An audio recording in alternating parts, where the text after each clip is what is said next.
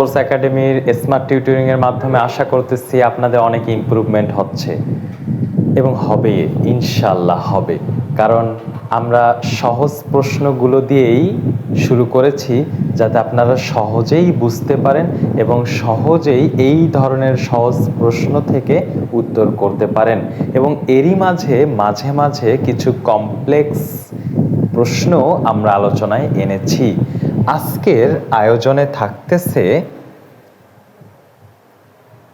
Many নাকি many. তো এগুলো না জানলে আমরা উত্তর করতে পারবো না। এবং আমরা যেটা জানি যে মেনি এরপর সাবজেক্ট এবং ভার্ব দুইটাই সিঙ্গুলার হবে, আর মেনি এরপর সাবজেক্ট এবং ভার্ব দুইটাই প্লুরাল হবে। এগুলো কিন্তু আমরা পড়ার পরেও কিছুদিন পরেই কনফিউজড হয়ে যাই। আমরা আগে সেই কনফিউশনটা দূর করি। আচ্ছা, মেনি এরপর সাবজেক্ট এবং verb both of them will be singular, are many এরপর সাবজেক্ট এবং ভার্ব দুইটাই হবে প্লুরাল।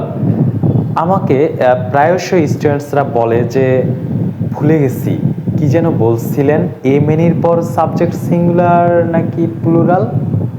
তো এই সমস্যাটার সমাধান করার জন্য আমি সহজভাবে বলি যে আচ্ছা, আমরা মেনি এর ক্ষেত্রে কার পরে সাবজেক্ট ভার্ব নিচ্ছি?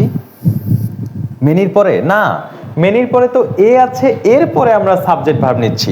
তাহলে যেহেতু সিঙ্গুলার, তারপরে সাবজেক্টও হবে সিঙ্গুলার, ভার্বও হবে সিঙ্গুলার। আবার যদি আমরা মেনির ক্ষেত্রে যে আমরা কার পরে সাবজেক্ট ভার্ব নিচ্ছি? এর পরে? মোটেও না, কারণ এর পরে তো মেনি আছে, মেনির পরে নিচ্ছি। তাহলে মেনি যেহেতু প্লুরাল, সাবজেক্ট এবং ভার্ব দুটোটাই হয়ে যাবে প্লুরাল। আশা করি আজকের পর থেকে আপনারা মেনি বা মেনি এর পরে সাবজেক্ট ভার্বের সিঙ্গুলার হবে নাকি প্লুরাল হবে এটা নিতে কোনোভাবেই আর কনফিউজড হয়ে যাওয়ার কথা না।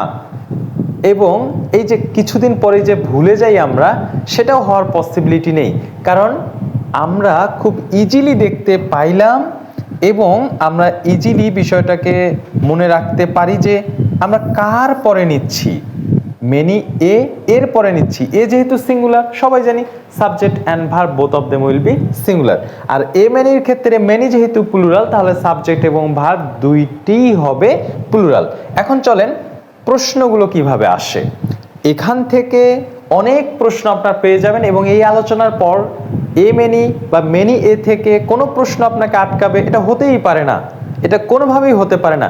এবং সহজ প্রশ্নগুলো রেখে আসছি, সহজ প্রশ্নগুলো আপনাদের জন্যই রেখে আসছি।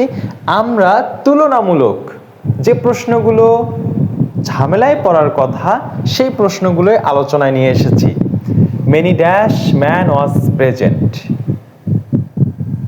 আমাদের কথা ছিল যে মেনি এরপর হয় আমাদের কাছে সাবজেক্ট জানতে চাবে না অথবা ভার্ব জানতে চাবে, কিন্তু কিভাবে প্রশ্নটা করেছে প্রাথমিক সহকারী শিক্ষক নিয়োগে এবং Rajshahi university.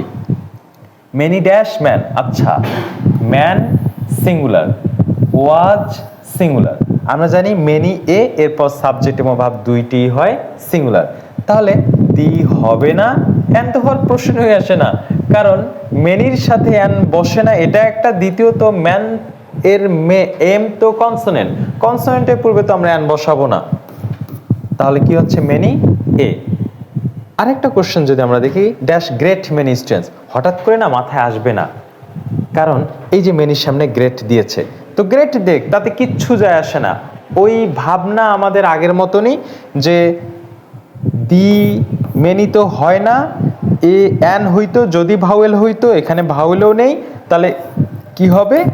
Great many students. এবার দেখেন মেনি, যদিও আমাদের ওটা দেখার দরকার নেই, আমরা আরেকটু ক্লিয়ার হওয়ার জন্য বিষয়টা দেখতেছি। গ্রেট মেনি, মেনির পরে সাবজেক্টও প্লুরাল, ভার্ব তো এখানে প্লুরাল হবেই না, কারণ এটা পাস্ট ফর্ম, আর পাস্ট ফর্মে তো সিঙ্গুলার প্লুরাল ফর্ম নেই, যখন ওটা নিয়ে আর ভাবতে হচ্ছে না।